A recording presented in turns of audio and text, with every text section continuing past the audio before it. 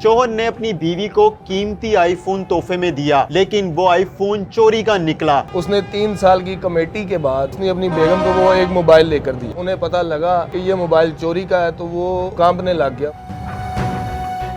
आरिफ साहब, ये बताइएगा कि सारा वाकया क्या है, ये मोबाइल किसका था और ये कैसे पता चला कि चोरी का है और ये कितने दिन पहले लिया गया था? इसमें यह है सबसे पहले कि हमें कराची से एक इन्फॉर्मेशन आई थी कि एक मोबाइल जो चोरी का है इलाका थाना शादरा में चल रहा है, जिसकी उन्होंने हमें FIR भेजी और IME नंबर भेजा। सबसे पहले हमने उस IME को ट्रैक किया जिसके नाम वो सिम चल रही थी, तो हमने उन्हें ट्रेस किया। उनकी एक सब्ज़ी की दुकान थी उस भाई की जिनके नाम वो सिम चल रही थी। तो हम उस दुकान पर गए और उन भाई को लेकर हम अपनी चौकी में लेकर आए। उनसे पूछा कि ये सिम आपके नाम चल रही है, ये मोबाइल किधर है? उनका जी ये मोबाइल मेरे घर चल रहा है। हम अंदर से खुश हो गए थे कि हमने जो है असल मुलजिम पकड़ लिया है, क्योंकि एक मोबाइल जिसकी ओरिजिनल कीमत 3,80,000 रुपये है, वो एक सब्ज़ी वाले के लिए आज के दौर में अफोर्ड करना बहुत ही मुश्किल है। 3,80,000 रुपये का मोबाइल था। ये मोबाइल कौन सा था, नाजरीन को बताएं, कौन सा मॉडल था, किस कंपनी का था? iPhone 13 Pro Max था, बॉक्स पैक ये आईफोन था। तो जब उसके घर से वो मोबाइल मंगवाया गया तो उसने कहा कि मेरे पास इसकी रसीद मौजूद है और जिस तरह मैंने ये ख़रीदा है, जिस मकसद के लिए ख़रीदा है, मेरे पास हर चीज़ का रिकॉर्ड और डाटा मौजूद है। किस मकसद के लिए ख़रीदा था? उसकी शादी के बाद उसकी बेगम की ख्वाहिश थी कि मैं एक अच्छा आईफोन जो है ना यूज़ करूँ, मेरे पास एक अच्छा आईफोन होना चाहिए।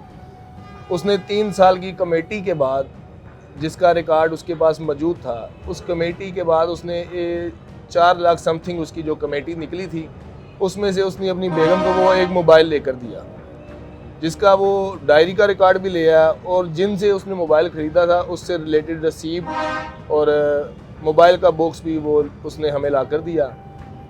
जब हमने रसीद चेक की तो फिर हमने जिससे उसने मोबाइल ख़रीदा था, हफीज़ सेंटर के एक दुकानदार हैं, उन्हें बुलवाया गया। उन्होंने कहा जी मैंने ये मोबाइल हाल रोड में फ़लाने दुकानदार हैं उनसे ख़रीदा है।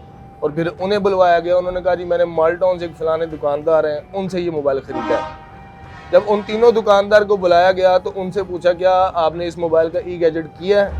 उन्होंने कहा नहीं, हमने नॉर्मल ये मोबाइल कस्टमर से परचेज़ किया है, जिसका हमारे पास ID कार्ड मौजूद है। सबसे पहले मोबाइल परचेज़ किया किसने था, किस दुकानदार ने? हफीज़ सेंटर के एक दुकानदार हैं, उन्होंने परचेज़ किया था। फिर उसके बाद उन्होंने एक हाल रोड के दुकानदार हैं, उनसे हफीज़ सेंटर वाले भाई साहब ने लिया। और जो हाल रोड वाले हैं उन्होंने ये मॉडल टाउन में एक मोबाइल की मार्केट है वहाँ से लिया।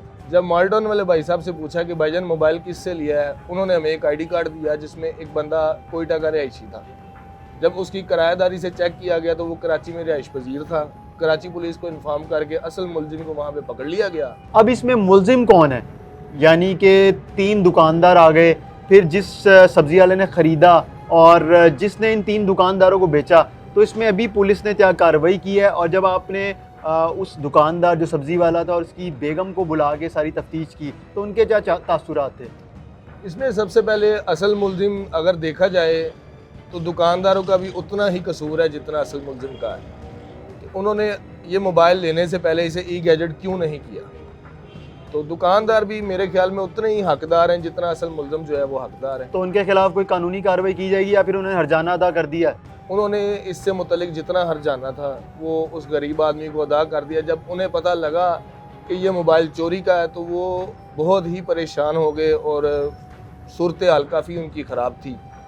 परेशान, पसीना, मतलब कांपने लग गया। उसे बड़ी मुश्किल से हौसला दे के बैठाया गया कि भाईजान आप बैठें, आपको इंशाल्लाह पुलिस आपकी पूरी रिकवरी करवा कर देगी।